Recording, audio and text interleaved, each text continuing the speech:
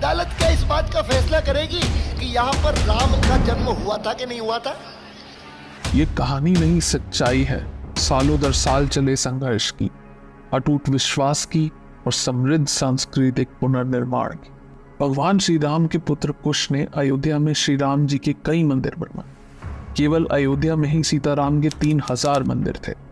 5वीं शताब्दी ईसा पूर्व इनमें से कई मंदिरों की स्थिति खराब होने लगी और इसी समय के अंतराल में उज्जैन के राजा विक्रमादित्य अयोध्या आए और उन्होंने इनमें से कई मंदिरों को ठीक करवाया और फिर आने वाले कई सौ सालों तक मंदिर यूं ही बने रहे। साल 1526 में बाबर और इब्राहिम लोदी के बीच युद्ध होता है। 1528 तक बाबर की सेना अयोध्या पहुंच जाती है और माना जाता है कि बाबर के कहने पर उनके सेनापति मीर बाकी ने राम मंदिर को तुड़वाकर उसकी जगह पर एक मस्जिद बनवा दिया, जिसको बाबरी मस्जिद के नाम से जाना जाने लगा। इतना होने के बाद 150 साल तक सब वैसा ही बना रहा। ये वही दौरान है जब भारत पर मुगल शासन की जड़ें बहुत सशक्त और गहरी थी। बाबरी मस्जिद बनने के तकरीबन 190 सालों बाद साल 1717 में राजा जय सिंह द्वितीय, जिनके मुगल संबंध भी ठीक थे और जिन्हें हिंदुओं और अयोध्या के मायने पता थे, वो कोशिश करते हैं कि मस्जिद और उसके आसपास वाली जगह उनको मिल जाए, मगर सब असफल रहता है। लेकिन वह मस्जिद के पास ही एक राम चबूतरा बनवा देते हैं जहां हिंदू पूजा और अर्चना कर सके। ज्योग्राफर जोसेफ थेलर ने भी अपनी रिपोर्ट में राम चबूतरा होने की बात बताई है। ये वही समय था जब मुसलमान मस्जिद के अंदर नमाज पढ़ते थे और हिंदू बाहर राम चबूतरे पर पूजा किया करते थे। मंदिर गिराए जाने के 250 साल बाद भी हिंदू इस बात को भुला ना पाए थे कि जिस जगह राम जन्म स्थान था अब वहां मंदिर नहीं बल्कि एक मस्जिद है। साल 1813 में पहली बार हिंदू संगठनों ने यह दावा किया कि बाबर ने 1528 में श्री राम जी का मंदिर ध्वस्त किया और उस जगह पर एक मस्जिद बनवाई थी, और इस दावे ने देश की सांस्कृतिक और राजनीतिक परिप्रेक्ष्य में अनेक महत्वपूर्ण सवाल सामने खड़े कर दिए। कई अंग्रेज अधिकारियों ने भी मस्जिद में हिंदू मंदिर जैसी कलाकृतियों के मिलने का जिक्र किया था। साल 1838 में मॉन्टगोमेरी मार्टिन ने एक रिपोर्ट दी जिसमें यह बताया गया कि मस्जिद में जो पिलर्स हैं वो मंदिर से ही लिए गए हैं। रिपोर्ट सामने आने के बाद काफी हंगामा हुआ। हिंदुओं के दावे के बाद विवादित जमीन पर अब नमाज ही नहीं पूजा भी होने लगी, जिससे माहौल और तनावपूर्ण हो गया। 1853 में जब वाजिद अली शाह अवध पर राज कर रहे थे, उस समय पहली बार सांप्रदायिक हिंसा हुई। निर्मोही अखाड़े ने बाबरी मस्जिद को अपने नियंत्रण में ले लिया और 1855 में आधिकारिक तौर पर बाबरी मस्जिद को 2 भागों में बांट दिया। मुसलमानों को मस्जिद में प्रवेश की इजाजत 1855 के बाद मिली, पर अब हिंदू अंदर नहीं जा सकते थे, और तभी हिंदुओं ने मस्जिद के मुख्य गुंबद से 150 फीट दूर बनाए राम चबूतरे पर पूजा और अर्चना शुरू कर दी। इसी के चलते साल 1857 में निहंग सिखों ने हिंदू संतों के साथ मिलकर मस्जिद के अंदर घुसकर पूजा और हवन करवाया। आज से कुछ 138 साल पहले साल 1885 में यह मामला अदालत तक पहुंचा। तब निर्मोही अखाड़े के महंत रघुवर दास ने राम चबूतरे पर छतरी लगाने की अर्जी डाली, जिसे कोर्ट ने ठुकरा दिया। कुछ आगे चलते ही साल 1934 में अयोध्या में फिर दंगे होते हैं। बाबरी मस्जिद की एक दीवार टूट जाती है जिसका पुनर्निर्माण कराया जाता है, पर वहीं नमाज बंद करा दी जाती है। इस दौरान अंग्रेजों का शासनकाल था। उनके एजेंडा में राम मंदिर को लेकर कोई पहलू नहीं था। न तो संघ इतना मजबूत था और न ही मीडिया और न धार्मिक संगठनों के लिए कोई लामबंदी थी। फिर भी हिंदुओं में भक्ति की बौछार थी, जो बाबर के 400 साल बाद भी राम मंदिर के लिए अपने हक की लड़ाई लड़ रहे थे। At the stroke of the midnight hour, when the world sleeps, India will awake to life and freedom. 1947 में देश की आज़ादी के बाद मस्जिद का समय सीमित खुलता था और राम चबूतरे पर भगवान श्री राम की मूर्ति स्थापित थी जहां लोग पूजा किया करते थे। लेकिन देश आज़ाद होने के बाद भी राम मंदिर के बनाए जाने की उम्मीद का माहौल नहीं था। फिर 1949 में कुछ ऐसी घटनाएं हुई जिन्होंने लोगों को हैरान कर दिया। 23 दिसंबर 1949 को सुबह विवादित ढांचे के अंदर से घंटियों की आवाज आने लगती है। जिससे पता चलता है कि वहां श्री राम जी की पूजा हो रही है। हिंदू पक्ष दावा करता है कि रात को अचानक मंदिर में प्रभु श्री राम की मूर्ति प्रकट हो गई, जबकि मुसलमान पक्ष कहता है कि मूर्ति को रात के अंधेरे में जबरन रखा गया। इस घटना के बाद दोनों पक्ष के लोग वहां जुट जाते हैं और मामला प्रधानमंत्री जवाहरलाल नेहरू के पास पहुंच जाता है। वहां के मजिस्ट्रेट के नायर को आदेश दिया जाता है कि मूर्ति को वहां से हटाया जाए, जिस पर उन्होंने हाथ खड़े कर दिए और कहा कि भीड़ इतनी है कि मूर्ति हटाई गई तो स्थिति बेकाबू हो सकती है। 27 दिसंबर को के नायर के पास दोबारा वही आदेश जाता है, जिसके जवाब में वे इस्तीफा दे देते हैं। इस्तीफे के साथ वो सरकार को ये सलाह भी देते हैं कि मूर्ति को हटाने की बजाय वहां एक जालीनुमा गेट लगा दिया जाए। जवाहरलाल नेहरू को यह सलाह पसंद आती है और वो ऐसा ही करने को कहते हैं। साथ ही साथ वे के नायर का इस्तीफा भी मंजूर नहीं करते।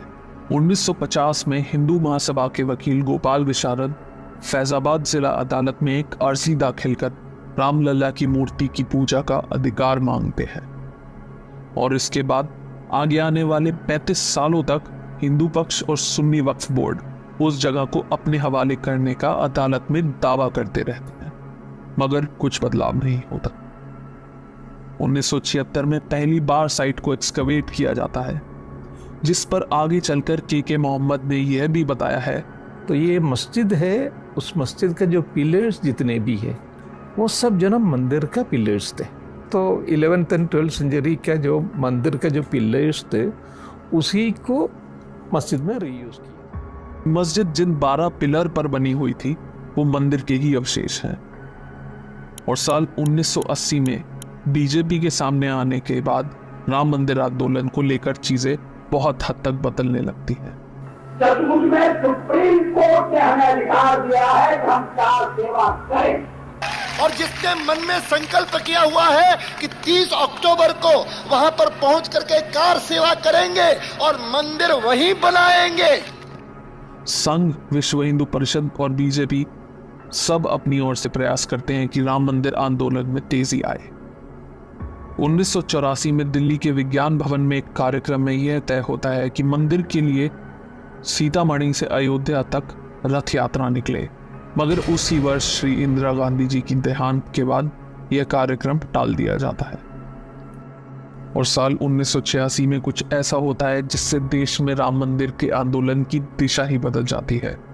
शाहबानो केस की जजमेंट के बाद देश के मुसलमान भड़क जाते हैं और उस समय के प्रधानमंत्री राजीव गांधी मुसलमानों को खुश करने के लिए संसद में एक कानून लाकर सुप्रीम कोर्ट के फैसले को पलट देते हैं और राजीव गांधी के इस निर्णय के बाद हिंदू समुदाय नाराज हो जाता है।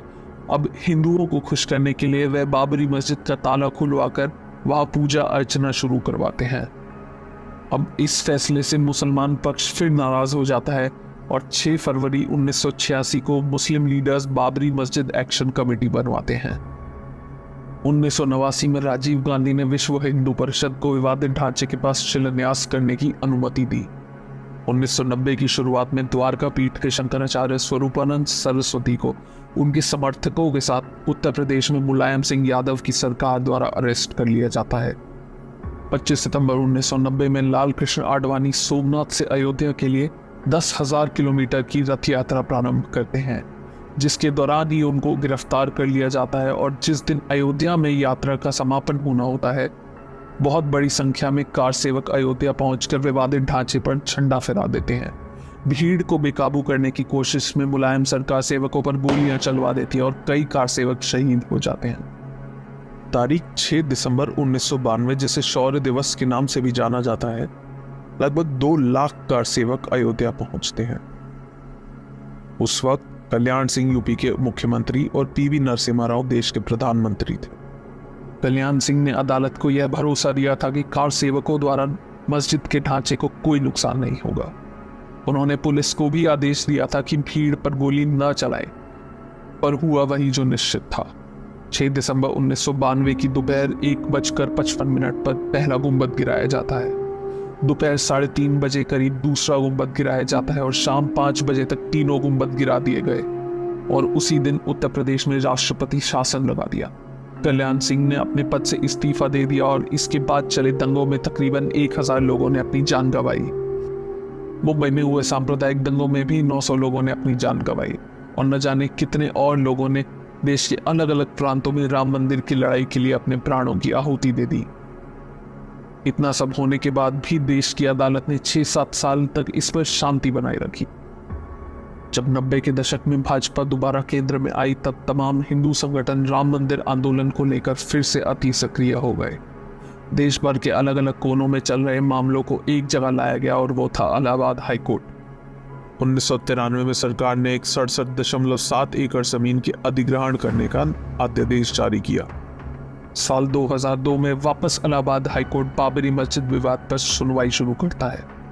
2003 में आर्कियोलॉजिकल सर्वे ऑफ इंडिया को इस मामले की जांच करने कहा जाता है। एएसआई ने अपनी रिपोर्ट में यह साफ कर दिया कि जिस जगह विवादित ढांचा था उसके नीचे मिले 10वीं शताब्दी के मंदिर के अवशेष से यह साबित होता है कि वहां पहले एक मंदिर था। 2011 में यह मामला देश के सर्वोच्च न्यायालय सुप्रीम कोर्ट पहुंच जाता है, परंतु वहां भी 7 सालों तक कोई सुनवाई नहीं होती। एक मीडिएशन पैनल बनाकर आपसी रजामंदी से इस मामले को हल करने की कोशिश की जाती है, मगर जब कोई फैसला नहीं निकलता तो सुप्रीम कोर्ट से आदेश दिया जाता है कि मामले से जुड़े सारे दस्तावेजों को अंग्रेजी ट्रांसलेशन में लाया जाए। 6 अगस्त 2019 से 16 अक्टूबर 2019 तक मामले से जुड़े सभी पक्षों की सुनवाई सुप्रीम कोर्ट में पूरी हो जाती है और 9 नवंबर 2019 में सुप्रीम कोर्ट से यह फैसला सुनाया जाता है कि विवादित जमीन राम जन्मभूमि ट्रस्ट को दे दी जाए।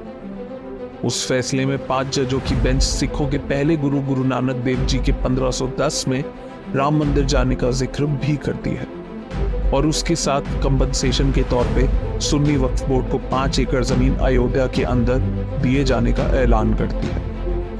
और इसी साथ 5 फरवरी 2020 को ट्रस्ट के गठन होने के बाद राम मंदिर का निर्माण शुरू हो जाता है। यह कहानी थी 500 साल चले संघर्ष की, धार्मिक अस्तित्व की और अटूट विश्वास की। और 22 जनवरी 2024 का दिन प्रतीक है उन बलिदानों का जो शतकों से एक ही स्वप्न देखते थे, जो था भव्य राम मंदिर, श्री राम जी की जन्मभूमि।